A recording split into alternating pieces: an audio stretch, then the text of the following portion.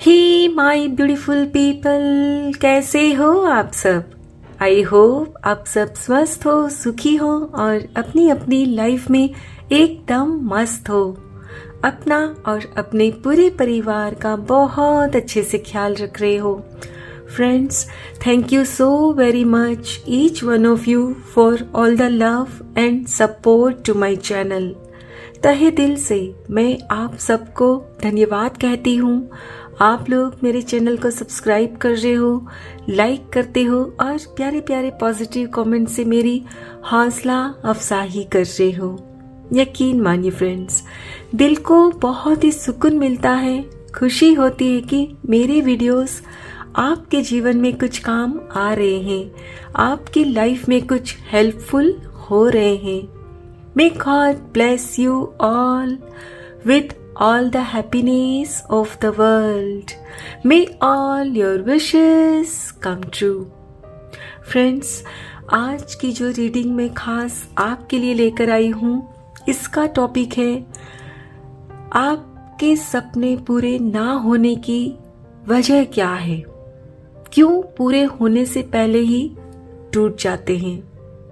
Friends, ये एक timeless reading रहेगी सभी ज़ोडिएक साइंस के लिए, मेल फीमेल सभी के लिए है। सो आप जब भी इस वीडियो तक पहुंचे तो इसे इसी विश्वास के साथ रिसीव करते हुए ओपन करिएगा कि ये रीडिंग खास आपके लिए ही यूनिवर्स से मेरे द्वारा तैयार करवाई है। और अगर इस रीडिंग की कुछ बातें आपके जीवन के साथ रेजोनेट ना करे, मैच ना करे, तो इन्हें एक ओपन माइंडसेट के साथ दूसरों के लिए छोड़ दीजिएगा। तो चलिए फ्रेंड्स, और ज्यादा देर ना करते हुए आज की रीडिंग की शुरुआत करते हैं। Thank you so much. Thank you. The devil, Ace of Wands, the Tower, okay, the Emperor, next card, the Fool, and bottom of the deck है Three of Wands. My dear friends, आपके सपने पूरे ना होने की वजह कोई और नहीं है, आपके अंदर का डर है, डाउट है, जो इन्हें पूरा होने से रोकते हैं। आप जब भी कुछ पाने की ख्वाहिश करते हो, वो फिर कुछ भी हो, कोई चीज, वस्तु, व्यक्ति, फ्रेंड्स, आप अपने हिसाब से इसे समझिएगा। तो कहने का मतलब है कि आप जो कुछ भी पाना चाहते हो लाइफ में, तो एक बार आप अपनी इच्छा जाहिर करते हो, ईश्वर को बताते हो, यूनिवर्स को बताते हो, तो फिर आप चाहते हो कि बस अब तो मैंने अपने ईश्वर को बता दिया, तो बस मुझे अभी तुरंत की तुरंत मिल जाना चाहिए। फ्रेंड्स, थोड़ा सा आप दिमाग से सोचिए कि इज इट पॉसिबल कि हर चीज आप जब भी चाहो तभी आपको मिल जाए। कहने का मतलब है फ्रेंड्स कि फॉर एग्जाम्पल, अगर हम कोई प्लांट लगाते हैं, किसी प्लांट का बीज मट्टी में डालते हैं कि वो बड़ा होकर हमें फूल या फल कुछ भी देगा, तो वो जब हम डालते हैं तो क्या वो तुरंत ही बड़ा होकर आपको फल देने लगता है, आपको फूल मिलने लगते हैं? नहीं, उसको ग्रो होने में टाइम लगता है और साथ ही में आपको उसकी एक प्रॉपर केयर भी लेनी पड़ती है। उसको खाद देना पड़ता है, पानी, सूरज का ताप वगैरह, जो भी रिक्वायर्ड चीजें हैं, उस हिसाब से उसको ग्रो होने के लिए वो सब चाहिए। करेक्ट? सो फ्रेंड्स, ठीक इसी तरह आप जो भी सपना देखते हो तो उसे पूरा होने के लिए भी वक्त चाहिए, और वक्त के साथ साथ उसको चाहिए आपका भरोसा, आपका यकीन। जब आप किसी प्लांट के बीज को मिट्टी में रोपते हो तो आपको विश्वास होता है, भरोसा होता है कि वो उगेगा और बड़ा होकर आपको फल देगा या फूल देगा, जिस भी चीज का वो पेड़ होगा। ठीक है, तो इसी तरह आपको भी यहाँ विश्वास करना होगा कि भाई मैंने अपनी इच्छा मेरे परम पिता परमेश्वर को बता दी है, मेरे मालिक को मैंने बता दी है, तो जब इसका वक्त आएगा तो वो मुझे मिल जाएगी। लेकिन आपको तो इतनी हड़बड़ी होती है फ्रेंड्स कि आप सोचते हो कि बस अभी मैंने वो इच्छा जाहिर की तो तुरंत मिल जानी चाहिए। क्या मैं गलत कह रही हूँ फ्रेंड्स? माय डियर फ्रेंड्स, आप जब डेस्परेट होकर, परेशान होकर नेगेटिव बातें सोचते हो तो ईश्वर को ये बताते हो कि मेरे परम पिता परमेश्वर, मुझे तो आप पर बिल्कुल भी यकीन नहीं है और इस बात पर तो जरा भी विश्वास नहीं है कि आप मुझसे बहुत प्यार करते हो और मुझे हमेशा ना खुश देखना चाहते हो। और फ्रेंड्स, आप जब परेशान होते हो ना तो आप यूनिवर्स को ये भी बताते हो कि मुझे तो परेशान रहना ना बहुत पसंद है। सो फिर क्या होता है, आपके जीवन में ना परेशानियां और आ जाती है और आपको लगता है कि मेरे ईश्वर तो मुझसे प्यार ही नहीं करते, मुझे खुश देखना ही नहीं चाहते, और आपका तो ना जैसे अपने ईश्वर पर से ना विश्वास ही उठ जाता है। राइट फ्रेंड्स, मैं जब कमेंट सेक्शन में जाकर कभी कभी कमेंट्स देखती हूँ तो उसमें कुछ कमेंट्स इस तरह के भी होते हैं कि क्या ये सब सच में होता है, क्या ये सब होगा मेरे जीवन में? तो माय डियर फ्रेंड्स, जब भी आप इस तरह की बात सोचते हो ना तो आप ईश्वर पर डाउट करते हो। आप ये बताते हो कि मुझे आप पर तो जरा भी यकीन नहीं है, और आपका यकीन फिर तब मजबूत हो जाता है जब वो सपना पूरी तरह से ना टूट जाता है। और फ्रेंड्स, आपकी हालत इतनी खराब हो जाती है कि आप कुछ गलत आदतों के शिकार हो जाते हो और वो आदत आप पर इतनी बुरी तरह से हावी हो जाती है कि आप खुद को पावरलेस कर लेते हो, खुद को जंजीरों में जकड़ा हुआ महसूस करते हो। आपको लगता है कि मैं कभी खुद को इन जंजीरों से आजाद करा ही नहीं पाऊंगा, करा ही नहीं पाऊंगी, और अब कभी भी मेरे सपने पूरे नहीं होंगे। और फ्रेंड्स, जैसे कि मैंने पहले भी कहा कि ईश्वर हमेशा सबको खुश देखना चाहते हैं। वो कभी भी नहीं चाहते कि उनकी कोई भी संतान कभी भी परेशान हो, दुखी हो। तो उस वक्त जब आप बहुत परेशान होते हो तो आपके जीवन में भी वो कोई ना कोई ऐसी परिस्थिति, कोई अपॉर्चुनिटी जरूर देते हैं जिससे कि आप उस अपॉर्चुनिटी को, उस परिस्थिति को एक्सेप्ट करो और अपनी परेशानी से बाहर निकलो। लेकिन आप इतने ज्यादा परेशान रहते हो, इतना अपने अंदर में मतलब खुद को समेटे हुए रहते हो कि वो जो सामने नई अपॉर्चुनिटी, नई परिस्थिति आती है वो आपको नजर ही नहीं आती। आप चाहो तो अपनी जो भी मौजूदा आपकी जो हालत होती है, जो आपका सपना जो नहीं पूरा होता है या उसको टाइम लगता है पूरा होने में, तो उस वक्त आप चाहो तो डेफिनेटली उस नई परिस्थिति को एक्सेप्ट कर सकते हो। लेकिन आप बिल्कुल ना फ्रेंड्स एक जिद्दी बच्चे की तरह उस वक्त फिर अड़े रहते हो कि नहीं, बस मुझे तो यही चाहिए और कुछ भी नहीं। लेकिन माय डियर फ्रेंड्स, यहाँ आपको एक बात समझनी होगी कि हमारे परम पिता परमेश्वर, जैसा कि मैं बार बार कहती हूँ, हमेशा हम सबको खुश देखना चाहते हैं। तो आप जब भी कोई ख्वाहिश करते हो ना कि मुझे ये चीज चाहिए, ये वस्तु चाहिए, ये परिस्थिति, ये व्यक्ति, जो भी, और अगर ईश्वर को लगता है कि ये जो मांग रहे हैं वो इनके लिए सही नहीं है, आगे चलकर ये जो सपना है इनको दर्द देने वाला है, तो वो फिर क्या करते हैं? वो आपका सपना पूरा होने से पहले ही तोड़ देते हैं।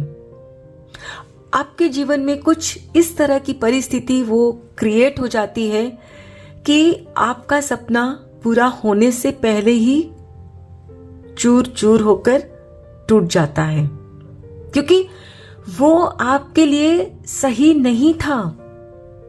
और आई एम 100% श्योर फ्रेंड्स कि आप में से कुछ लोग जिनके सपने टूटे हैं और बहुत समय बीत चुका है, तो आज की स्थिति में अब आप ये भी कहीं ना कहीं महसूस करते होंगे कि चलो अच्छा ही हुआ जो वो मेरा सपना पूरा नहीं हुआ, क्योंकि आज की स्थिति में आप उस सपने से भी ज्यादा बेहतर स्थिति में हो। करेक्ट? सो यकीन रखिए अपने ईश्वर पर, अपने मालिक पर, कि वो जो कुछ भी करेंगे आपके भले के लिए ही करेंगे। माय डियर फ्रेंड्स, ईश्वर आपको हमेशा ना इसी पोजीशन में ना देखना चाहते हैं, एक एम्परर वाली पोजीशन में, कि आप अपने जीवन का कंट्रोल अपने हाथ में रखो, ना कि एक सपने के हवाले कर दो कि अगर वो सपना मेरा पूरा होने में टाइम लगाता है या किसी कारण से टूट जाता है तो मैं अपने जीवन को कुछ कर लूंगा, मैं खुश नहीं रहूंगा। नहीं, ईश्वर चाहते हैं कि फ्रेंड्स आप हर परिस्थिति में खुश रहो। आपको एक अटूट विश्वास होना चाहिए अपने ईश्वर पर, बिल्कुल इसी तरह कि मैं अपनी मौज में रहूंगा, मैंने अपनी इच्छा जाहिर कर दी है, मेरे मालिक को पता है, तो कब देना है, कितना देना है, वो अच्छे से जानते हैं, और जब सही वक्त आएगा वो सपना मेरी झोली में डाल देंगे। और अगर किसी कारण से वो मेरे मालिक अगर मेरा सपना साकार नहीं करते तो जरूर वो कुछ न कुछ मेरे लिए अच्छा ही सोच रहे हैं। यस, ये भरोसा होना फ्रेंड्स बहुत जरूरी है। और जब आप ये भरोसा जब उन पर दिखाते हो, खुद को पूरी तरह से ना सरेंडर करते हो ना इसी तरह, तो यकीन रखिए, आप लिख लो, कोई सपना आपका कभी भी टूटेगा नहीं। यस, चलिए फ्रेंड्स, अब हम कुछ और कार्ड्स भी देखेंगे। Thank you, thank you universe, thank you. Existence, compromise,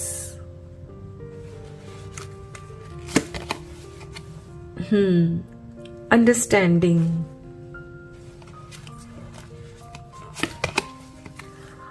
ordinariness. Okay, last card, innocence, and bottom of the deck है celebration. Okay, my dear friends, यहाँ भी जो कार्ड्स निकल कर आए हैं ये भी यही कह रहे हैं कि आपका सपना पूरा ना होने की वजह है कि आप खुद को, अपने ईश्वर को पूरी तरह सरेंडर नहीं करते। आपको अंदर से एक पूरा विश्वास ही नहीं होता कि जो होगा मेरे अच्छे के लिए ही होगा। अगर पूरा होगा तो भी मेरा अच्छा है, नहीं हुआ किसी कारण से तो भी मेरा अच्छा ही होगा।